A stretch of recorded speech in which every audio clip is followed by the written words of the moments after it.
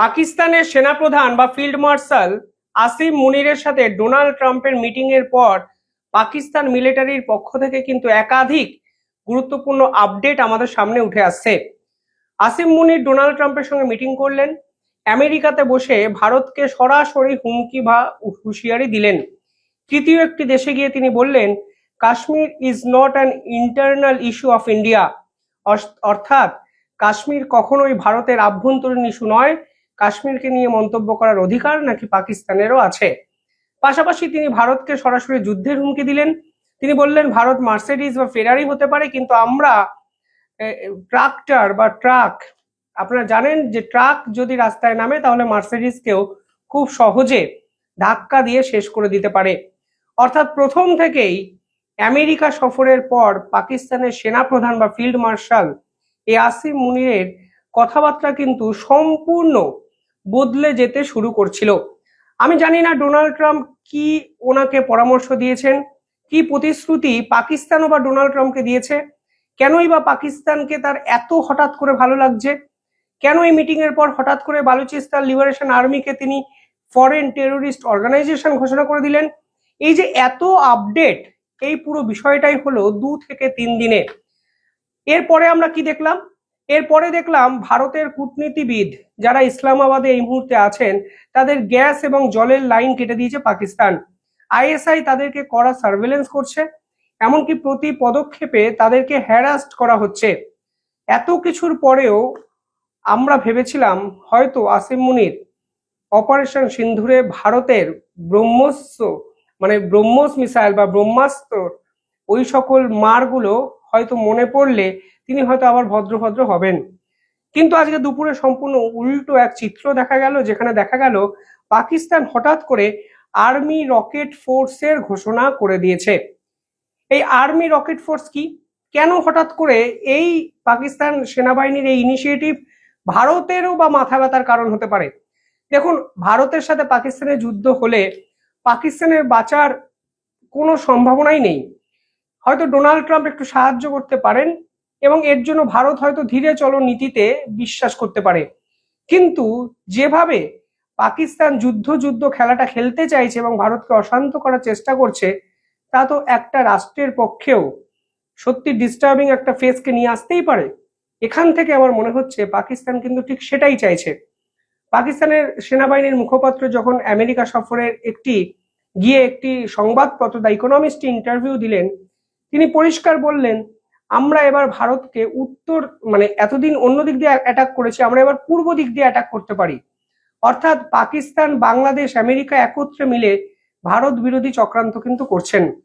যাই হোক, এই রকেট ফোর্স, যার পুরো কথা পাকিস্তান আর্মির পরিভাষায় আর্মি রকেট ফোর্স কমান্ড, আজকে তারা লঞ্চ করেছে এবং এই লঞ্চ করার পর তারা সরাসরি ভারতকে হুমকি বা হুঁশিয়ারি দিতে শুরু করে দিয়েছে।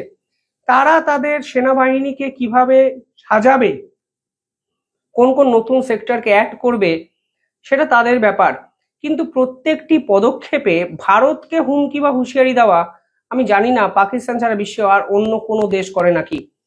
এই আসিম মুনির আমেরিকাতে গেছিলেন পাকিস্তান সম্পর্কে বলার জন্য, সেখানে পাকিস্তান সম্পর্কে দুটো লাইনও তিনি বলেননি। ভারত সম্পর্কে 2 ঘন্টা তিনি বক্তৃতা দিয়েছেন, হুমকি হুঁশিয়ারি দিয়ে চলে এসেছেন। সেখানে বলা হচ্ছে আজকে চায়নার যেমন people liberation army rocket force আছে, একদম হুবহু সেই কায়দায় Pakistan army rocket force command কিন্তু আজকে বাজারে নিয়ে চলে এসছে।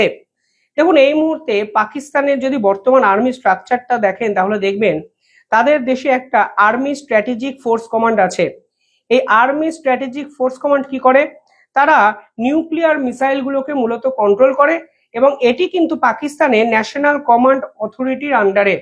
এই ন্যাশনাল কমান্ড অথরিটি আবার পাকিস্তান আর্মির আন্ডারে। অর্থাৎ পাকিস্তান আর্মি পাকিস্তানের পারমাণবিক শক্তি কিন্তু বকলমে কন্ট্রোল করে। আসিম মুনির পারমাণবিক শক্তির হুমকি বা হুঁশিয়ারি কিন্তু এই জন্য দিয়েছিলেন। ভারতের সঙ্গে সিনটা কিন্তু সম্পূর্ণ আলাদা। ভারতের নিউক্লিয়ার যত মিসাইল আছে, নিউক্লিয়ার যত ইকুইপমেন্ট গুলো আছে, সেগুলো কিন্তু সিভিলিয়ানরা কন্ট্রোল করে, আর্মি নয়। আমি এটা বলতে চাইছি আপনাদের। সেখানে আমাদের মন্ত্রিসভার একটা সিদ্ধান্ত হয়, অন্য প্রসেসে পুরো বিষয়টি হয়।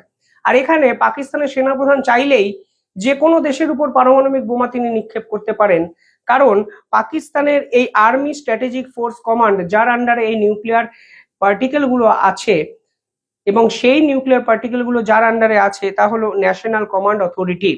এবার পাকিস্তান মনে করছে সীমান্তে তাদের তৎপরতা বাড়ানো প্রয়োজন, এবং এই জন্য তারা রকেট ফোর্স কমান্ড বলে একটি নতুন সেকশন শুরু করেছে, যাদের কাজই হলো কনভেনশনাল মিসাইল এবং রকেট গুলোকে কন্ট্রোল করা। মানে সোজা বাংলা ভাষায় হলো ভারতকে ডিস্টার্ব করা। সীমান্তে এরা পোস্টিং থাকবেন, এদের হাতে কনভেনশনাল মিসাইল থাকবে, এবং সমস্ত মিসাইল এরা ইচ্ছা মতো যেখানে ইচ্ছা ব্যবহার করতে পারবে। আমি জানি না কোন যুক্তিতে এরা এই ধরনের কার্যকলাপগুলো করছে, এবং তারা যে স্টেটমেন্ট দিয়েছে সেখানে তারা বলছে আমরা খুব স্পিডি মুভমেন্ট করতে চাইছি আর্মির, এবং এই প্রোঅ্যাক্টিভনেসের জন্য আমরা এবার রকেট ফোর্স এই রকম মার্কেটে আমরা নিয়ে আসছি, যাদের কাজ হলো ballistic missile, cruise missile, long range rockets, সমস্ত সংক্রান্ত বিষয়ে কুইক ডিসিশন নিতে। অর্থাৎ পাকিস্তান সরকারের যে গুরুত্ব তারা অটোমেটিকলি কিন্তু কমিয়ে দিয়ে পাকিস্তানের সেনাবাহিনী শাসন প্রতিষ্ঠা করার দিকে একটু একটু একটু করে কিন্তু এগিয়ে যাচ্ছেন। এবং এই পুরো বিষয়টি হলো ডোনাল্ড ট্রাম্পের সঙ্গে মিটিং এর পর। এই মুহূর্তে পাকিস্তানের যদি মিলিটারির এই মিসাইল ওরিয়েন্টেড ভাগগুলো দেখেন, তাহলে দেখবেন পাকিস্তানের কাছে কিন্তু মানে অন্তত এই রকেট ফোর্সের কাছে কিন্তু বিভিন্ন গুরুত্বপূর্ণ অস্ত্র তুলে দেওয়া হচ্ছে।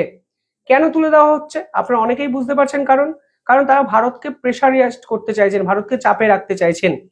যে অস্ত্রগুলো তুলে দেওয়া হয়েছে তাদের মধ্যে সব থেকে ইম্পর্টেন্ট হলো গাইডেড রকেট আর্টিলারি, যার মধ্যে ফাতে-2 এর মতো একটা গুরুত্বপূর্ণ অস্ত্র কিন্তু তাদের হাতে আছে, যার রেঞ্জ কিন্তু 150 থেকে 200 কিলোমিটার। অর্থাৎ এই ফাতে-2 যদি ভারতের দিকে তারা নিক্ষেপ করতে চায়, এখন থেকে আর সরকারের কোনো মানে অনুমোদন পাকিস্তান সেনাবাহিনীর কিন্তু লাগবে না। এবার বলুন, আসিম মুনির ডোনাল্ড ট্রাম্পের সঙ্গে মিটিং করে ঠিক কি ভাবে ভারতকে বিপাকে ফেলার চক্রান্ত করছেন তাকে আপনারা বুঝতে পারছেন। সে দেশের মিসাইল কন্ট্রোল করবে বকলমে এই আর্মি রকেট ফোর্স, সরকার নয়, যেটা বোঝানোর চেষ্টা করছি আপনাদের। সেকেন্ড যে পার্টিকুলার বিষয়টি এই রকেট ফোর্সের হাতে থাকবে তা হলো শর্ট রেঞ্জ মিসাইল। এই শর্ট রেঞ্জ মিসাইলের মধ্যে পাকিস্তানের গাজাভি আছে, আবদালি আছে, শাহিন-1 আছে, এবং পরবর্তীকালে গ্রাউন্ড লঞ্চ ক্রুজ মিসাইল বাবরের মতো মিসাইল পাকিস্তান সেনাবাহিনীর কাছে আছে, যা পাকিস্তানের এই আর্মড রকেট ফোর্স এবার থেকে ব্যবহার করতে পারবে যে কোনো মুহূর্তে যদি তারা প্রয়োজন অনুভব করে। আরো ইন্টারেস্টিং বিষয় হলো এই ধরনের রকেট ফোর্স চায়না ছাড়া কিন্তু আমাদের সাউথ ইস্ট এশিয়ায় এই মুহূর্তে কারোর কাছে নেই। ফলে এটা কিন্তু অত্যন্ত গুরুত্বপূর্ণ একটা বদল পাকিস্তান সেনাবাহিনীর, যে কেন তারা হঠাৎ করে পাকিস্তান মিলিটারিকে এতটা আপডেট করার একটা চেষ্টা তারা করছেন। তারা তো চায়নার সঙ্গে লড়াই করবেন না, তারা ক্রুজ মিসাইল দিয়ে, ব্যালিস্টিক মিসাইল দিয়ে বালুচিস্তান লিবারেশন আর্মির সঙ্গেও লড়াই করবে না, কিন্তু তাদের টার্গেটটা কে সবই বুঝতে পারছেন আপনারা। এবং ডোনাল্ড ট্রাম্প কিভাবে পাকিস্তানকে ব্যবহার করছে সেটাও হয়তো আপনারা বুঝতে পারছেন। দেখুন ভারত কি করতে পারে। কিছুদিন আগে পাকিস্তান কিন্তু HQ-19 ডিফেন্স সিস্টেম চায়নার থেকে নিয়েছে, কিন্তু ভারতের কাছে S-400 ডিফেন্স সিস্টেম আছে, আকাশ তীর ডিফেন্স সিস্টেম আছে, যা যথেষ্ট। ভারত যেটা পারে তা হলো রাশিয়ার থেকে S-400 ডিফেন্স সিস্টেমের লেটেস্ট ভেরিয়েন্টটাকে নিতে, বা S-500 পরবর্তীকালে ভারত নেওয়ার কথা ভাবছে, আপনারা অনেকেই জানেন। হয়তো সেদিকেই ভারত এবার আস্তে আস্তে যাবে, কারণ যাওয়ার প্রয়োজনীয়তা অনেক বিশেষজ্ঞই কিন্তু অনুভব করছেন। ভারতের ডিফেন্সিভ ফোর্সকে অনেক বেশি অ্যাক্টিভ করতে হবে এই মুহূর্তে, যে অনেকে বলছেন মাল্টি লেয়ার্ড ডিফেন্স সিস্টেম, যেভাবে ভারতের অপারেশন সিন্দুরে কার্যকারী হয়েছে, ঠিক সেরকম কায়দায় আমরা পাকিস্তানের এই রকেট ফোর্সকে আমরা ব্যবহার করতে পারি। এবং আরো ইন্টারেস্টিং বিষয় হলো ভারতকে কিছু ক্ষেত্রে অ্যাগ্রেসিভ অ্যাপ্রোচ নিতে হবে। অর্থাৎ বিশেষজ্ঞরা বলছেন আমাদের কাছে যে প্রলয় মিসাইল আছে, আমাদের কাছে যে ব্রহ্মোস মিসাইল আছে, আমাদের কাছে যে নির্ভয় মিসাইল আছে, এবং আমাদের কাছে যত রকমের ক্রুজ মিসাইল আছে, সমস্ত মিসাইলের ডিপ্লয়মেন্ট ইমিডিয়েটলি অ্যাগ্রেসিভ একটা জায়গায় নিয়ে যেতে হবে, যেন এই রকেট ফোর্সকে যদি কোনো অবস্থায় পাকিস্তান সরকার হঠাৎ করে ডোনাল্ড ট্রাম্পের কুটকাচালিতে ভারতের বিপক্ষে ব্যবহার করে, ভারতের সেনাবাহিনী যেন ম্যাক্সিমাম প্রোটেকশন আমাদের সিভিলিয়ানদের দিতে পারে। এর জন্য অ্যাগ্রেসিভ অ্যাটিটিউড এই মুহূর্তে কিন্তু ভারতের মিলিটারির জন্য প্রয়োজন, তা বিশেষজ্ঞরা বলছেন। পাশাপাশি এখানে ইন্টেলিজেন্স এবং সাইবার দপ্তর তাদেরকে অনেক বেশি অ্যাগ্রেসিভ হতে হবে, এবং অ্যাগ্রেসিভ হওয়া মানে আপনারা বুঝতে পারছেন এই রকেট ফোর্স কিভাবে কাজ করবে, কেন করবে, কারণ আমাদের কাছে অনেকটাই ধোঁয়াশা এখনো। হঠাৎ করে এত বড় চেঞ্জ সাধারণত কোনো দেশ করে না, ফলে অনেক বেশি অ্যাক্টিভনেস অন্তত ইন্টেলিজেন্স সেক্টরেও প্রয়োজন, তা বিভিন্ন বিশেষজ্ঞরা বলছেন। দেখুন, এবার চায়নার সঙ্গে পাকিস্তানের সম্পর্কটা আর আগের মতো নেই। অন্তত পাকিস্তানের সেনাপ্রধান আসিম মুনিরের দিকে আসিম মুনির ডোনাল্ড ট্রাম্পের দিকে ঝোঁকার পর একটু সিচুয়েশনটা গুবলেট হয়ে আছে। চায়নার বিদেশমন্ত্রী কিছুদিনের মধ্যেই ভারতে আসবেন, ভারতের প্রধানমন্ত্রী এসসিও সামিটে চীনে যাবেন, এবং সেখানে চীনে গিয়ে পুতিন, চীন এবং ভারতের একটি মিটিংও হবে। ফলে পাকিস্তান কিন্তু আগের মতো চায়নার সাপোর্টটা কতটা পাবে তা কিন্তু এখনো বোঝা যাচ্ছে না। কিন্তু এই পাকিস্তানকে কিন্তু সকলেই ভারতের বিপক্ষেই ব্যবহার করে শুধুমাত্র তাদের জিওগ্রাফিক্যাল অ্যাডভান্টেজটার জন্য। আজকে আসিম মুনিরকে যেভাবে ডোনাল্ড ট্রাম্প উস্কে দিল, এবং আসিম মুনির বার খেয়ে ক্ষুদিরাম হওয়ার মতো নতুন একটা ব্রিগেড তৈরি করে ভারতের বিপক্ষে রকেট, মিসাইল এত কিছু ব্যবহার করব হুমকি হুঁশিয়ারি দিয়ে বাজারে খবরের থেকে গেল সারাদিন, ঠিক সেরকম ভাবে কখনো এই পাকিস্তানকে যদি চায়নাও ব্যবহার করে তাহলে অবাক হওয়ার কিন্তু কিছু নেই। সব মিলিয়ে ভারতের সেনাবাহিনী যেভাবে আমাদের দেশকে সুগঠিত করে রেখেছে, সুরক্ষিত করে রেখেছে, ভবিষ্যতেও সেভাবে আমাদের দেশের বীর জওয়ানরা সাধারণ মানুষের সুরক্ষা দেবেন, এই বিশ্বাস, এই ভরসা সকলেরই আছে।